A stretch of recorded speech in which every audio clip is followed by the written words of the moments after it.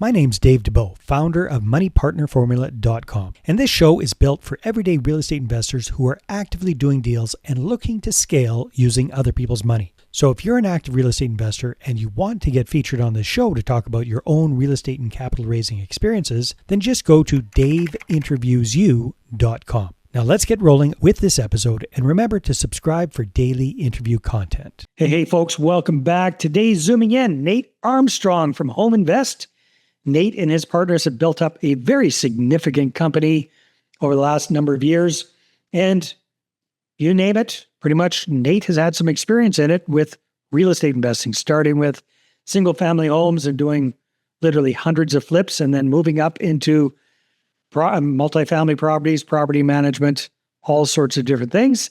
And Nate and his partner have also had quite a bit of experience running their own podcast show as well. So Nate, welcome to the show. Great to have you. Thanks, Dave. Nice to be here, man.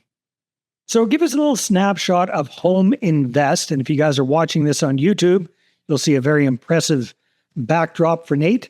Tell us a little bit about what Home Invest is. And I love the tagline, believe in more.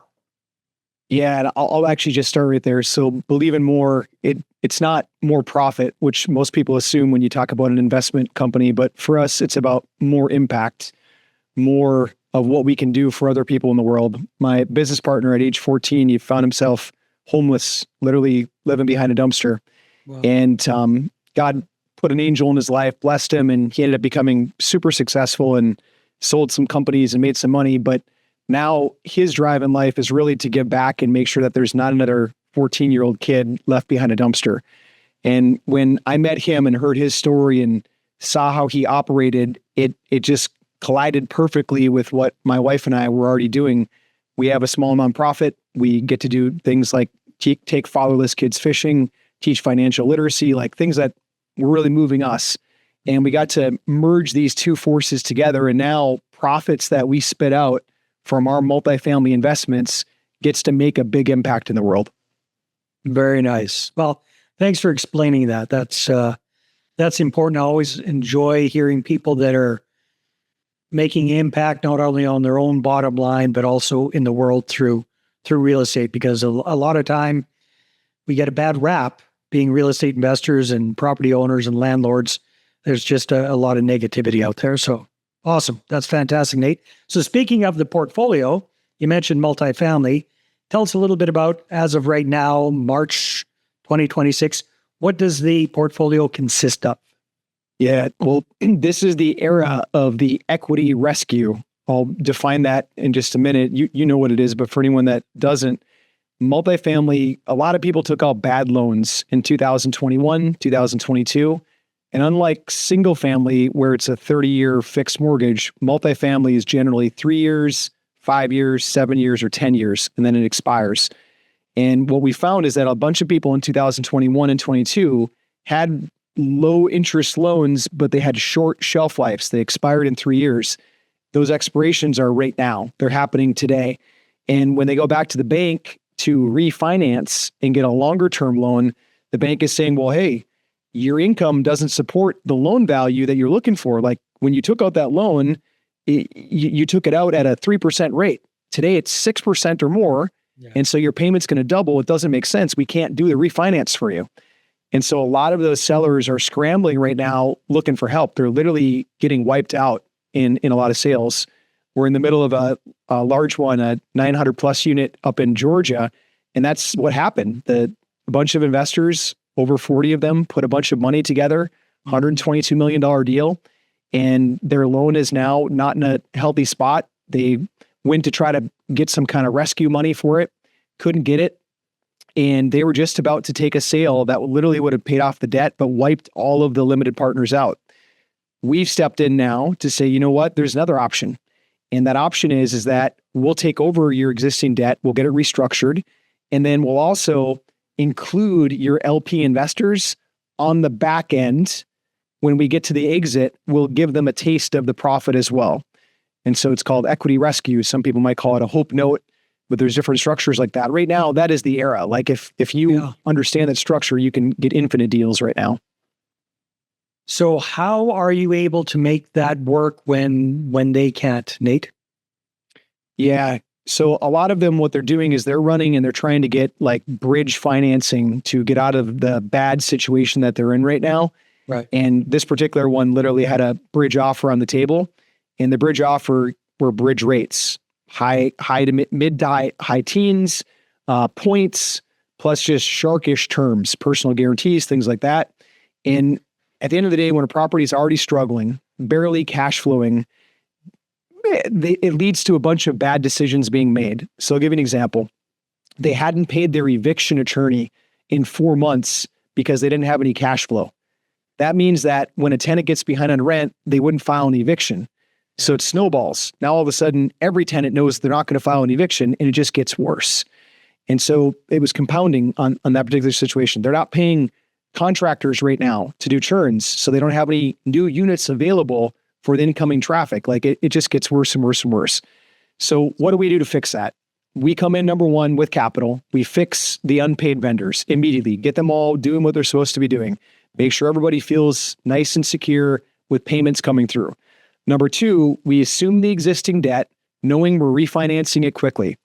Nowadays, at least in the multifamily world, you can get into what's called a HUD loan. HUD loans take roughly 9 months to close. It's too long to close it up front, but it's okay to sit on a bad loan for 9 months, knowing you've got an exit plan to get into that HUD loan. So you come in, you assume the existing debt. We call it continuity financing. Yeah. We assume the existing debt. We bridge that to the HUD loan. And then once we're in the HUD loan, now we're sitting down in like the 4s, maybe 5.25 at the highest as our interest rate. Hey there, if you're a capital raiser, a syndicator, or a fund manager, and you're looking for a steady flow of incoming accredited investor leads, then go ahead, grab a free copy of my new book, How to Get 20 Accredited Investor Meetings Every Month Without Cold Calling, Networking, or Chasing People.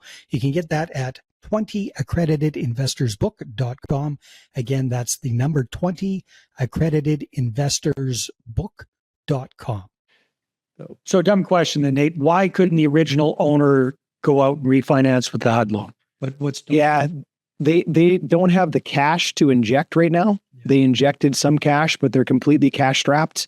Yeah, they can't be doing any more cash calls with their investors. You nailed it. Yes, they've lost credibility with their current investors. They cannot get more cash on cash calls. Very, very interesting. Yeah, I can see this being a great opportunity. So you're coming in at 4.5%, which is still, significantly higher than what they had before. So what's kind of the long-term play here, Nate? How do you guys make this cash flow for yourselves and your investors then? Yeah. So in a property like I just described, and this is happening all over the place, we're looking at another one in Texas right now that's almost identical with the situation. High vacancy, very little retention. There's problems. And so their NOI, net operating income, is in the toilet. They're really, really down low. We're going to be able to come in and fix the problems and raise the NOI back up.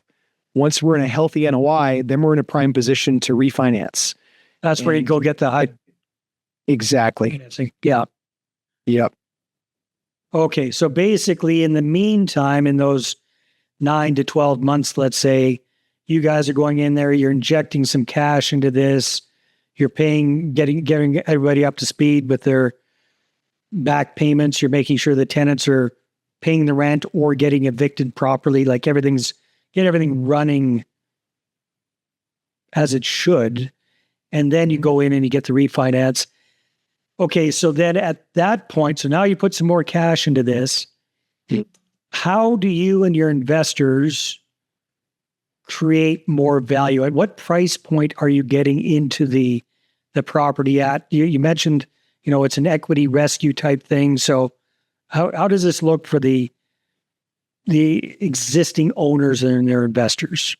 Yeah. So two steps. Number one, we agree on a price, which is the debt amount. It happens to be mid 70s, 70 million, 77 million. I think it will be after closing costs and assumption fees.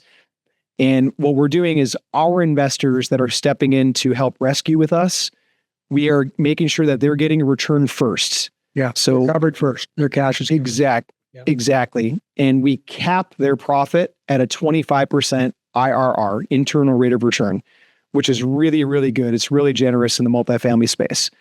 And some people say, well, hold on, why wouldn't I get 30 or 40 if there's that much more on the table? Because we're saving some for those previous LP investors, limited partners, that were going to get wiped out otherwise. We're giving them a taste.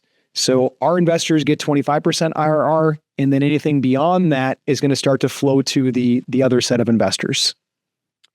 25% IRR over what period of time? 3-year period. Okay, 3-year period. So the idea is a 3-year turnaround, basically. Is that what I'm understanding? Exactly. Yep. And that's 25% per year. So for folks that are doing, let's just say $1 million investment, that's $250,000 year 1, $250 year 2, $250 year 3. So it's really good. It's a favorable. Well, okay, so it's annualized rate of return. Okay, yeah, it's fantastic. Yeah. Sorry, go ahead. No, I know that's exceptional in this day and age. So your new investors are getting that. The old investors basically it sounds like they have to wait 3 years to get their equity back out of it, plus a taste of the profit, whatever you can get them above the 25% you're paying your new guys. What's the exit strategy at the end of the year, 3 years, that's going to allow you to give these kind of returns, Nate?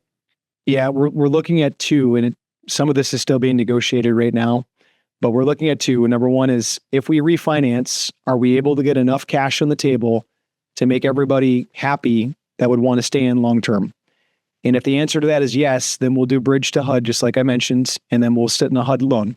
If the answer is no to that for whatever reason, let's just say the interest rates change, they stop coming down, they start going up, who knows what can happen 3 years from now, then we'll sell. We list it, we sell. At one point, this particular property appraised for $122 million. And I firmly believe we can get back to that once the NOI is fixed. Right now, it's just in the toilet.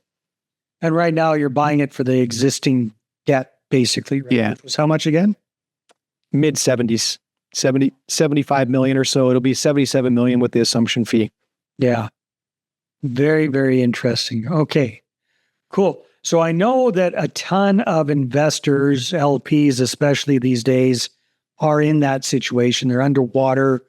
They've had cash calls. They've been burned, or they're being burned right now. They're in a lot of pain. What are you guys doing that's working so well to bring on new investors for your deals? Because I think you've got kind of an interesting process, if I recall correctly. Yeah. So Dave, I'm going to back up a little bit. Like when I started in this business, I didn't have a bunch of capital or anything like that. I had student debt. I went to my mom and dad to borrow money for my first ever property, first investment property. And my mom laughed. She said, "No, are you kidding me? There's too much risk in that." That's why I love so much hearing that you got in a deal when you're 12, like you figured it out. But I had to figure out different way to do it. And I did. And my wife and I, we worked really hard, stacked up quite a bit over a decade period of hard work. And then I co-signed a really big development project. The developer walked from the middle of it. I literally ripped my family away from our house. We moved to the city where the development was. It was moving from Minneapolis down to Chicago. We moved to Chicago. We took over the development. We literally worked it to the core until it got done. But by the time that it was done, every contractor that didn't get paid by the developer filed a lien. The bank started smashing me. I remember the banker, he literally said, "Nate, we really appreciate what you did here. Just, we got to get paid all these late fees and all the attorney's fees." And anyways, it took me to my knees financially. Like I literally had to start over again that day. And now fast forward, what do? I don't ever want an investor in that position. Like I made a bad decision by signing as a co-signer on someone else's project. When we take on a project, like we own that thing start to finish. So I don't co-sign for anybody. And I made that commitment to my first set of investors after that. And they've stuck with me 100% of the way. They know that when we get into a project, we get the thing finished. And so we've done that now over and over and over again. Fast forward now going on almost 20 years, we've got a pretty good bench of investors that know us. They trust us. They refer their friends. I've got one investor that he's coming this weekend that they're literally staying at my house. A month ago, I had some at my cabin. They stayed at my cabin with me. Like, this is my life. They're my family. Very, very nice. No, that is fantastic. That's for sure. And it's a tough learning experience to go through, but you learn so much with those really painful ones. The learning curve is huge. Nate, what exciting plans do you and the guys have in the works for the rest of this year? We're going to keep doing these equity rescues. So we, just like you said, Dave, there's a lot of people out there. The reason we got this Atlanta deal was a limited partner was about to get wiped out, and she reached out to us and she said, "Hey, is there anything that you guys could do? Could you make an offer? Could you?" And so we looked at it, and at first it was like, "Nah, don't think so." But then when we got into it, we realized, you know what? There's upside. And we structured a deal that made sense for everybody. So we're going to do more of these. I probably see us taking 3, maybe 4 more this year. And if the market's still this way next year, which I anticipate it will be, then we'll do more of them next year. Yeah, exciting stuff. Nate, congratulations on turning things around, helping other LPs and GPs turn things around as well. That's a huge, huge value. Also, hey, congratulations on giving back and then the charity that you and your wife have started. As we're wrapping things up, tell us a little bit more about that charity. Yeah. So the number one leading indicator of poverty in the United States of America is coming from a fatherless household. Mm-hmm. And it's kind of a scary stat. And yet it's so fixable. And so we're trying to do our part. We know that we're not going to change every household in America or the world for that matter, but we can change one at a time. And so we're taking what we feel like God has blessed us with. None of this money's ours. We're just stewards of it. And we're reinvesting it back into this. So upcoming here, like right in our Home Invest headquarters offices, we host the nonprofit classes. We teach financial literacy classes. We teach a public speaking class so kids can get better at presentation skills. And then we do a really fun event called Fishers of Men, where we're taking fatherless boys fishing and just letting them have fun and be boys and having boy conversations and things like that.